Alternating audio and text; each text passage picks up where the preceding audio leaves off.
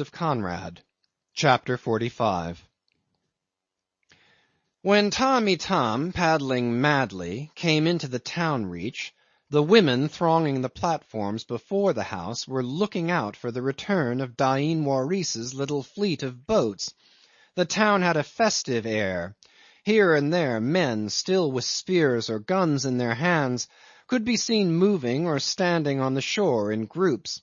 Chinamen's shops had been opened early, but the market-place was empty, and a sentry still posted at the corner of the fort made out Tamb' Itam and shouted to those within. The gate was wide open. Tamb' Itam jumped ashore and ran in headlong. The first person he met was the girl coming down from the house.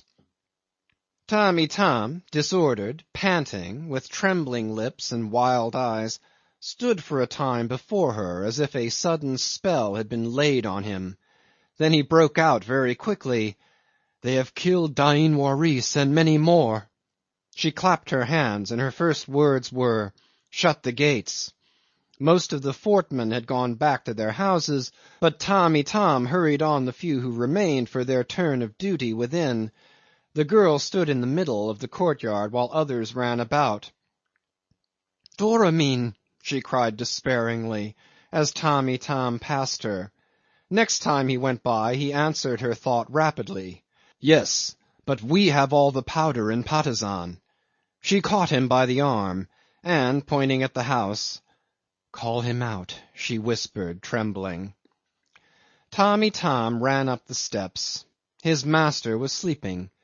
"It is I, Tamb' Itam," he cried at the door, "with tidings that cannot wait." He saw Jim turn over on the pillow and open his eyes, and he burst out at once, "This, Tuan, is a day of evil, an accursed day." His master raised himself on his elbow to listen, just as Dain Waris had done. Then Tamb' Itam began his tale, trying to relate the story in order, calling Dain Waris Panglima, and saying, "The Panglima then called out to the chief of his own boatmen, 'Give Tamb' Itam something to eat,' when his master put his feet to the ground and looked at him with such a discomposed face that the words remained in his throat. "Speak out," said Jim. "Is he dead?" "May you live long," cried Tamb' Itam. "It was a most cruel treachery. He ran out at the first shots and fell." His master walked to the window and with his fist struck at the shutter.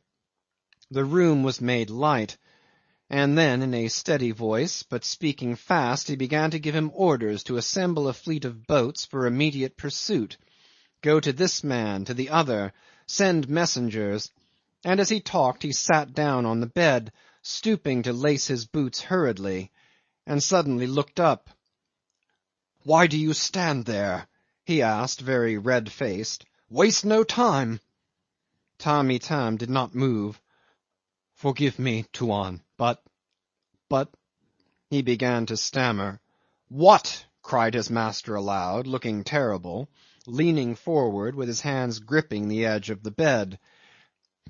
"It is not safe for thy servant to go out amongst the people," said Tamb' Itam, after hesitating for a moment. Then Jim understood.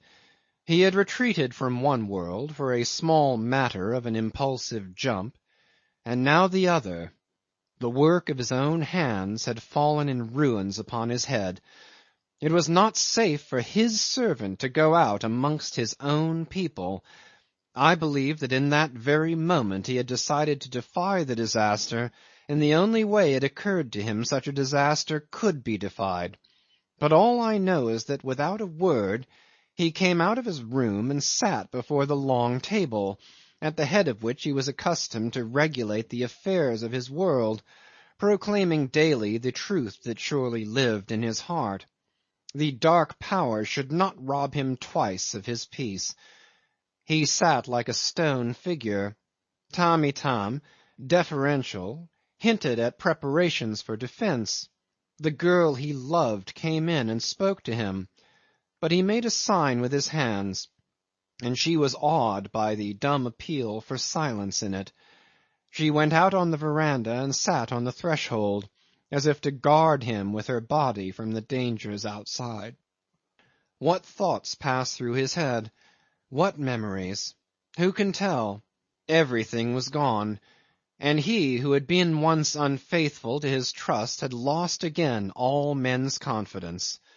It was then, I believe, he tried to write to somebody and gave it up. Loneliness was closing on him. People had trusted him with their lives only for that, and yet they could never, as he had said, never be made to understand him. Those without did not hear him make a sound. Later, towards the evening, he came to the door and called for Tamb' Itam. "Well?" he asked. "There is much weeping, much anger too," said Tamb' Itam. Jim looked up at him. "You know," he murmured. "Yes, Tuan," said Tamb' Itam. "Thy servant does know, and the gates are closed. We shall have to fight." "Fight? What for?" he asked. "For our lives." "I have no life," he said. Tamb' Itam heard a cry from the girl at the door. "Who knows?" said Tamb' Itam. "By audacity and cunning we may even escape. There is much fear in men's hearts, too." He went out, thinking vaguely of boats and of open sea, leaving Jim and the girl together. I haven't the heart to set down here such glimpses as she had given me of the hour or more she passed in there, wrestling with him for the possession of her happiness. Whether he had any hope, what he expected, what he imagined, it is impossible to say. He was inflexible, and with the growing loneliness of his obstinacy, his spirit seemed to rise above the ruins of his existence. She cried, "Fight!" into his ear. She could not understand. There was nothing to fight for. He was going to prove his power in another way, and conquer the fatal destiny itself. He came out into the courtyard, and behind him, with streaming hair, wild of face, breathless, she staggered out, and leaned on the side of the doorway. "Open the gates," he ordered. Afterward, turning to those of his men who were inside, he gave them leave to depart to their homes. "For how long, Tuan?" asked one of them timidly. "For all life," he said in a sombre tone. A hush had fallen upon the town after the outburst of wailing and lamentation that had swept over the river, like a gust of wind from an open abode of sorrow. But rumours fell in whispers, filling the hearts with consternation and horrible doubts.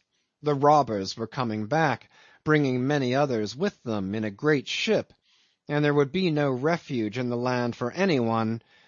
A sense of utter insecurity, as during an earthquake, pervaded the minds of men, who whispered their suspicions, looking at each other as if in the presence of some awful portent.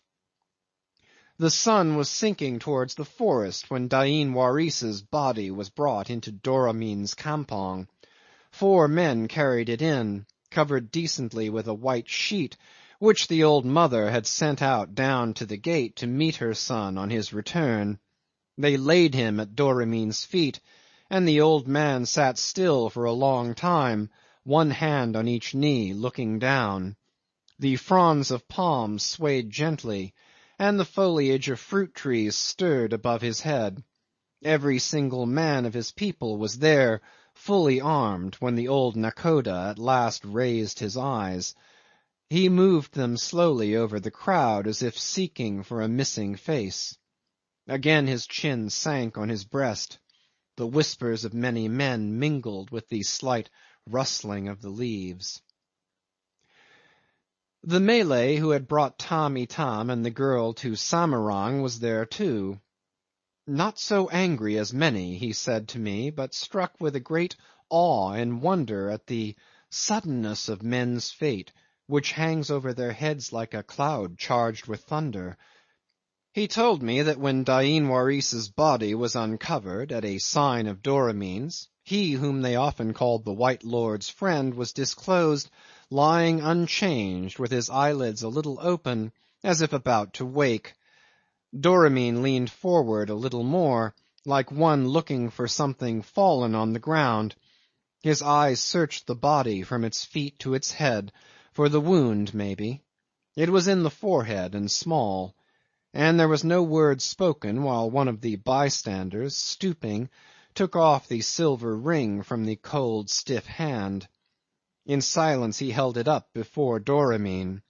A murmur of dismay and horror ran through the crowd at the sight of that familiar token. The old nakhoda stared at it, and suddenly let out one great fierce cry, deep from the chest, a roar of pain and fury, as mighty as the bellow of a wounded bull, bringing great fear into men's hearts, by the magnitude of his anger and his sorrow that could be plainly discerned without words. There was a great stillness afterwards for a space while the body was being borne aside by 4 men. They laid it down under a tree, and on the instant, with one long shriek, all the women of the household began to wail together. They mourned with shrill cries. The sun was setting, and in the intervals of screamed lamentations the high sing-song voices of 2 old men intoning the Koran chanted alone. About this time Jim, leaning on a gun carriage, looked at the river, and turned his back on the house, and the girl in the doorway, panting as if she had run herself to a standstill, was looking at him across the yard. Tamb' Itam stood not far from his master, waiting patiently for what might happen. All at once Jim, who seemed to be lost in quiet thought, turned to him and said, "Time to finish this." "Tuan," said Tamb' Itam, advancing with alacrity. He did not know what his master meant, but as soon as Jim made a movement the girl started too, and walked down into the open space. It seemed that no one else of the people of the house was in sight. She tottered slightly, and about half-way down called out to Jim, who had apparently resumed his peaceful contemplation of the river. He turned round, setting his back against the gun. "Will you fight?" she cried. "There is nothing to fight for," he said. "Nothing is lost." Saying this, he made a step towards her. "Will you fly?" she cried again. "There is no escape," he said, stopping short, and she stood still also, silent, devouring him with her eyes. "And you shall go," she said slowly. He bent his head. "Ah!" she exclaimed, peering at him as it were, "you are mad or false. Do you remember the night I prayed you to leave me and you said that you could not? That it was impossible? Impossible? Do you remember you said you would never leave me? Why? I asked you for no promise.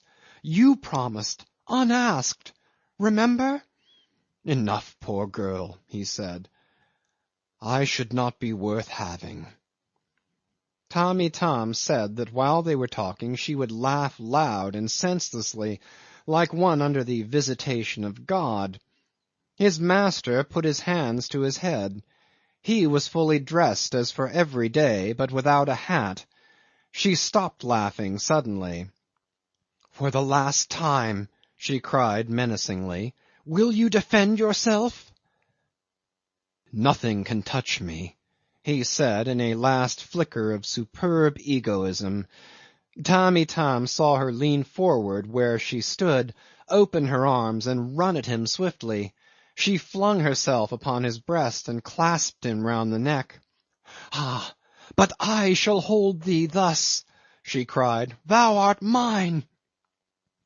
She sobbed on his shoulder. The sky over Patusan was blood red, immense, streaming like an open vein. An enormous sun nestled crimson amongst the tree tops, and the forest below had a black and forbidding face. Tamb' Itam tells me that on that evening the aspect of the heavens was angry and frightful. I may well believe it, for I know that on that very day a cyclone passed within 60 miles of the coast, though there was hardly more than a languid stir of air in the place.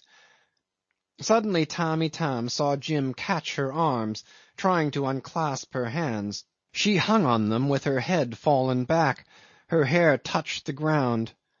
"Come here," his master called, and Tamb' Itam helped ease her down. It was difficult to separate her fingers. Jim, bending over her, looked earnestly upon her face, and all at once ran to the landing stage. Tamb' Itam followed him, but turning his head he saw that she had struggled up to her feet. She ran after them a few steps, then fell down heavily on her knees. "Tuan! Tuan!" called Tamb' Itam. "Look back!" But Jim was already in a canoe. Standing up paddle in hand, he did not look back. Tamb' Itam had just time to scramble in after him when the canoe floated clear. The girl was then on her knees with clasped hands at the water gate. She remained thus for a time in a supplicating attitude before she sprang up. "You are false!" she screamed after Jim. "Forgive me," he cried. "Never, never," she called back. Tamb' Itam took the paddle from Jim's hands, it being unseemly that he should sit while his lord paddled. When they reached the other shore his master forbade him to come any farther, but Tamb' Itam did follow him at a distance, walking up the slope to Doramin's campong. It was beginning to grow dark. Torches twinkled here and there. Those they met seemed awestruck, and stood aside hastily to let Jim pass. The wailing of women came from above. The courtyard was full of armed Bugis with their followers, and of Patusan people. I did not know what this gathering really meant. Were these preparations for war, or for vengeance, or to repulse a threatened invasion?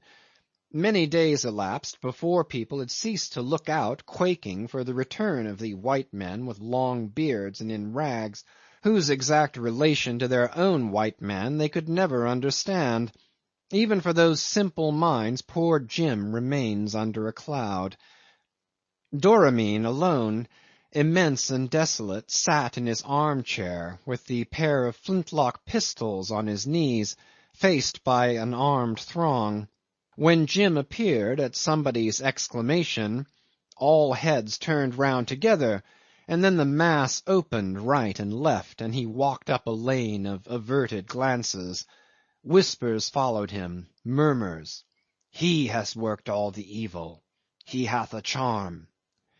He heard them, perhaps. When he came up to the light of torches the wailing of the women ceased suddenly. Doramin did not lift his head, and Jim stood silent before him for a time. Then he looked to the left and moved in that direction with measured steps. Dain Waris's mother crouched at the head of the body, and the grey dishevelled hair concealed her face. Jim came up slowly, looked at his dead friend, lifting the sheet, then dropped it without a word. Slowly he walked back. "He came! He came!"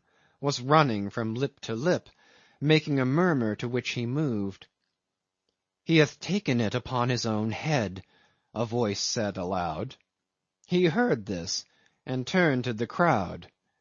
"Yes, upon my head." A few people recoiled. Jim waited a while before Doramin, and then said gently, "I am come in sorrow." He waited again. "I am come, ready and unarmed," he repeated. The unwieldy old man, lowering his big forehead like an ox under a yoke, made an effort to rise, clutching at the flintlock pistols on his knees.